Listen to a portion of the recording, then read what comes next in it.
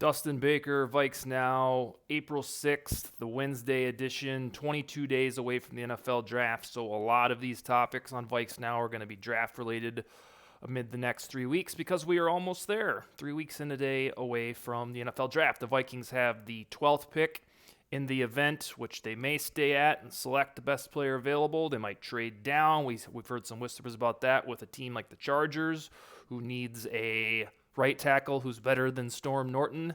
You probably remember that name. So they could reasonably trade with the Vikings. But for this show's purposes, or I should say this episode, we're going to operate under the pretense the Vikings stay at 12. So predictably, in the last week or so, I believe Vikings fans are starting to warm up to the idea of a wide receiver with the first pick, which would be the 12th pick. Whether that's Garrett Wilson, Jameis Williams, Drake London. There's a lot of wide receivers, just like there are cornerbacks and edge rushers in this draft that are available to scoop from the event. So we're going to talk about today, right down here, the folks that are warming up to this idea about the wide receiver. Is it smart? And the short answer is yes, it is. And that's what might surprise you a bit, but unsurprisingly, I've got a list of evidence to back myself up and hopefully make you guys and gals believers. So foremost, the roster needs. We've talked about them on this show ad nauseum for long-term planning. When an NFL draft happens, you really shouldn't care about what's afoot in the following season if you're a contender, because you should be set, and this damn event should be gravy to propel you over the top or set you up for the long term. So cornerbacks and edge rushers are what this Vikings roster needs for long-term excellence. Let's just get that out of the way. There's really no arguing that unless you're a Cousins truther and think that he ain't it. Then they arguably need a quarterback. But roster needs emphatically don't matter, especially if you subscribe to the best player available philosophy. And you should. Every step of the way, there is evidence that best player available is the way that general managers should scope a draft, and most of them do. I'll give you a litany of examples. The first one is, let's say right now that there is an Aaron Donald-ish type dude who is waiting in the 2022 NFL draft to be plucked. Are you really going to look at me or look at your pal and say, we've got Dalvin Tomlinson under contract? Why would we need Aaron Donald? No. If you feel that way, you should probably unsubscribe to the show because it's lunacy. That's an example. On VikingsTerritory.com, the website that I write for, Jeff Diamond contributes weekly, sometimes twice per week, and he was the general manager in the 90s, and bada bing, he drafted Randy Moss. Last night, he authored almost like a cautionary tale that you absolutely draft the best player available no matter what. And if anybody is going to rest on their laurels with this idea, it is him, because he drafted Randy Moss in 1998, coming off a 1997 season when the Vikings had Jake Reed and Chris Carter. And I dug into the numbers a little bit based on 1997 statistics and 2021 statistics. And that would be about like having Keenan Allen and Chris Godwin on the Vikings right now. And here we are talking about a wide receiver. You can almost slide Mike Evans in there. Mike Evans, Chris Godwin, and the Bucs. They want to get richer at wide receiver. Why on earth would they want to do that? Well, because if you think you can find Randy Moss, it does not matter who is on your roster, because that dude is going to change your franchise undoubtedly for a decade, and that's what he did for the Vikings. The same damn thing happened with Adrian Peterson. If I would have had this VikesNow show in 2007, it would have been the worst program you've ever seen, because I was 23 years old. The Vikings had the, 7th pick in that draft, and they got Adrian Peterson, and I was like, why on earth are you drafting a running back when you have Chester Taylor, who just got 1,000 yards and is still productive? Well, I'm an idiot, and I was especially an idiot back in 2007. I was young, and I'm a recovered alcoholic, and I was in the throes of alcoholism then, so I thought I knew it all. Of course, I was like outlandishly wrong that Adrian was a silly pick. They had more the merrier. And soon, very soon, Chester Taylor slid to the back of the pack, rightfully so, because Adrian was so dynamic. But whether it's the Aaron Donald example, Dalvin Tomlinson, Randy Moss versus Chris Carter and Jake Reed, or Adrian Peterson and Chester Taylor, those are documented examples of no matter who it is at number 12 for the Vikings, if Kwesi Adofo-Mensah thinks that dude is a culture changer, a franchise changer, somebody who will excite fans, then for the love of God, you draft that dude. And that would be the idea here if one of these WRs is scintillating in this draft. Now, there's a bunch to choose from, and we'll talk about how you have to get it right in order for this to make sense. But that right there, I think if I stopped the episode and said, have a good afternoon, have a good evening, you'd get it. If indeed Kwesi thinks Garrett Wilson is going to be just fantabulous, then you draft him at 12. Who cares if you have Justin Jefferson, Adam Thielen, KJ Osborne? Screw that. Just go ahead and get better and get somebody who's going to be around for a very long time. So that is at the surface level why a wide receiver, why this talk makes sense, because with everybody's mock drafts, everybody's little personal scouting reports, they think that, Jameis Williams or Drake London's the next Randy Moss, blah, blah, blah. This guy's going to be the guy. I know it. And if somebody is right about that, not everybody's going to be right, then you do strike at number 12 and get richer at wide receiver. And that's what these Vikings do. It's what they've done since I've known them, and they've done it even before that, is they go find absolutely wonderful wide receivers and headline the enterprise with those men. There's also the Adam Thielen angle that we've touched on a couple times on this show. He's not young, and he's not going anywhere. Sean Borman, who we had on last episode, also texted me off air after the show and said he forgot to mention that Thielen's contract is really set up so that at this time next year, they can evaluate how 2022 went and choose to continue on with him. And that's where we're at. That's where we're at in this man's career. He's getting older. He hasn't had 1,000 yards in a season since 2018, Cousins' first year. Thankfully for his sake, he just turned into this touchdown magnet. We'll take it, right? He's like, Rudolph left, need a red zone target, I'm your guy. But early in Thielen's career, when we were trying to figure out, is this guy for real? This is too much like a fairy tale that this homegrown dude would all of a sudden be a Viking star. Early in his career, he caught a lot of yards, a lot of balls, scored like 4 touchdowns a year. It was like, oh yeah, it was Julio Jones-itis. But then everything flipped. There was no ceremony. There was no announcement. It was just, all right, this guy is going to reduce the receiving yards and spike those touchdowns all the way to the heavens. And thankfully for him, fantasy football players, it's marvelous, and it's really maintained his worth in the league. I think I've said on the show and tweeted a couple times that since the start of 2019, Adam Thielen ranks 41st in receiving yards. Ugh, that ain't good. 4th in receiving touchdowns. So something's working. The red zone reindeer that Rudolph is now applicable to Thielen. However, in his 30s, he could, in theory, week 1, show up, not be the same guy. That happens to wide receivers in their 30s. Fortunately, the Vikings have KJ Osborne, who will have this big audition for WR2 this year. The goal for Osborne will be to improve off his 680-something receiving yard season and show, without the shadow of a doubt, if he's worthy of taking the WR2 mantle, if they don't, draft a wide receiver like we're talking about. But as much as you love Adam Thielen, or I do, or the general world, or the state of Minnesota does especially, he isn't long for this purple world. He's going to encounter a performance-related decline soon. Unless he's got some Larry Fitzgerald voodoo or Jerry Rice voodoo, which only those two dudes in the world have had throughout 75 years of football. Tim Brown a little bit.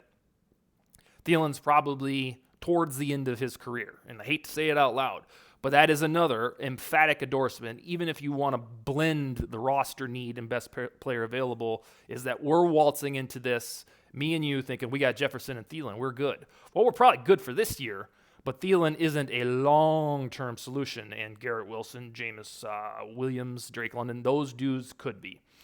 And here's another one. This is another argument for this, but I need you to clench your fists, clench your teeth, plug your ears, close your eyes when you listen. You subtly have to prepare for life after Jefferson as well, and I'll explain it. Let's say this next season goes shitty, And then the year after that, they, off season, they'll trade Cousins, start afresh.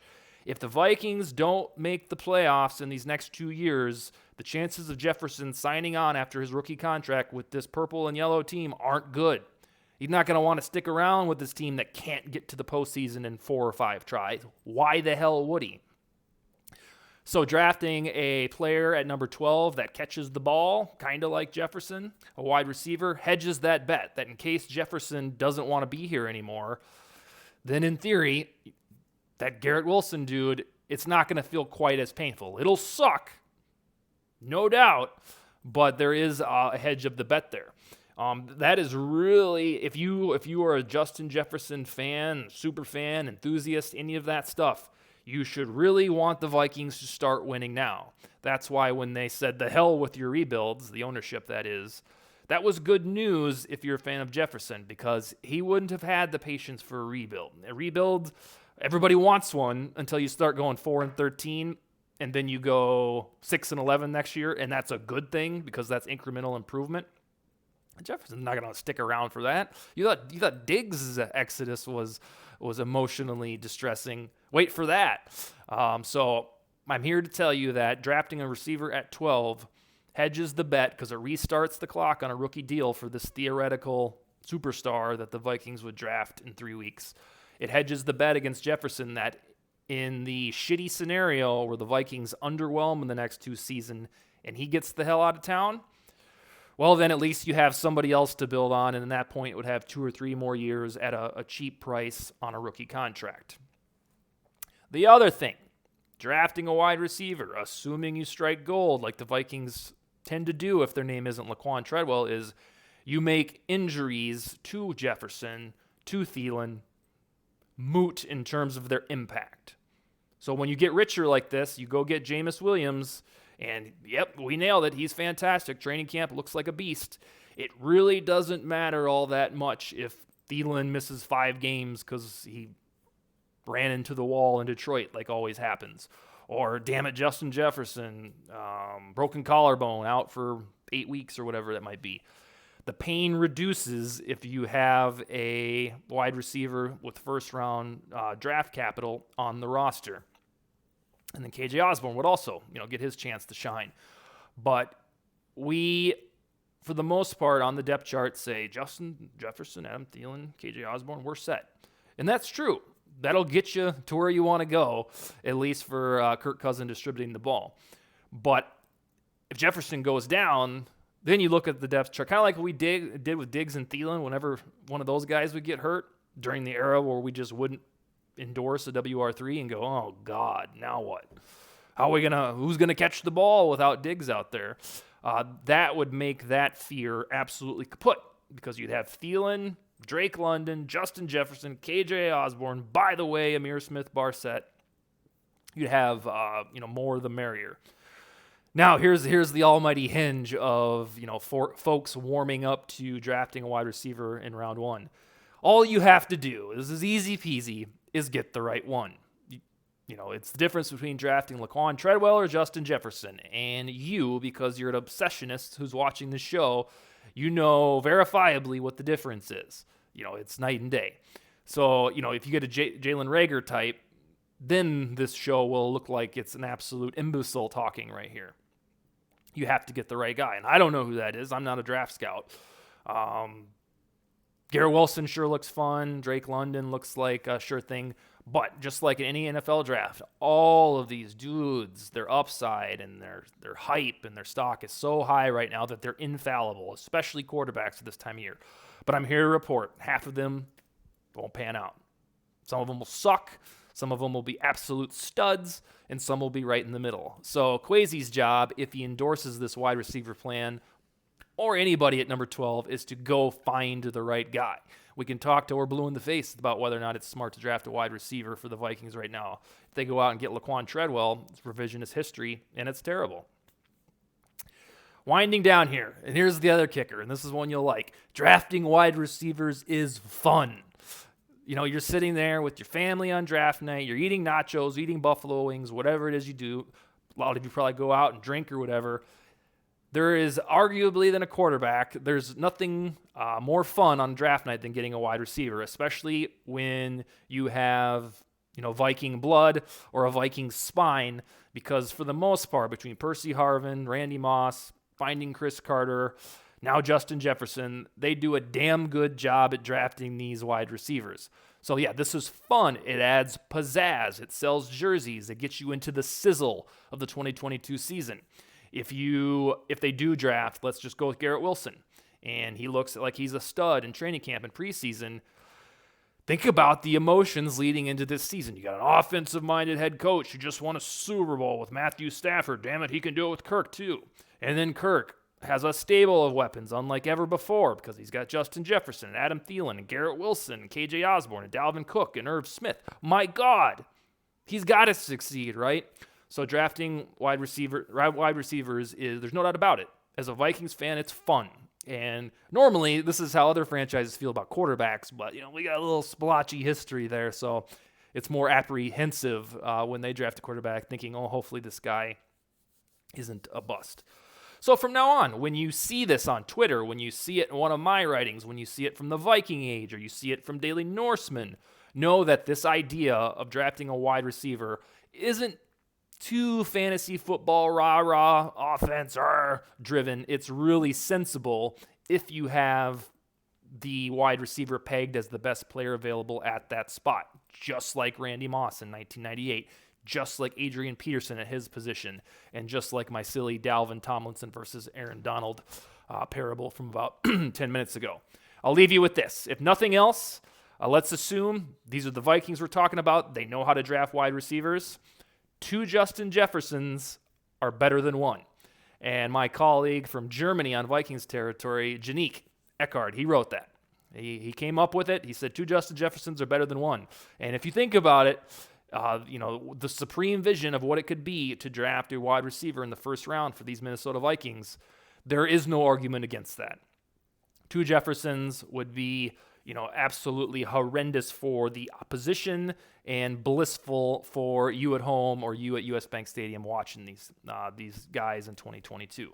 So that is my little soliloquy on WR1 in round 1 at pick number 12. If Kwesi thinks that is the best player available, boom, you do it. We will be back tomorrow with Wesley Johnson. He's on the NFL Trend Zone podcast, and he also writes from Vikings territory from time to time. The day after that is Nick Olson, who is a brilliant Vikings mind. Monday is Ben Lieber, the linebacker who played for the Vikings. You know him.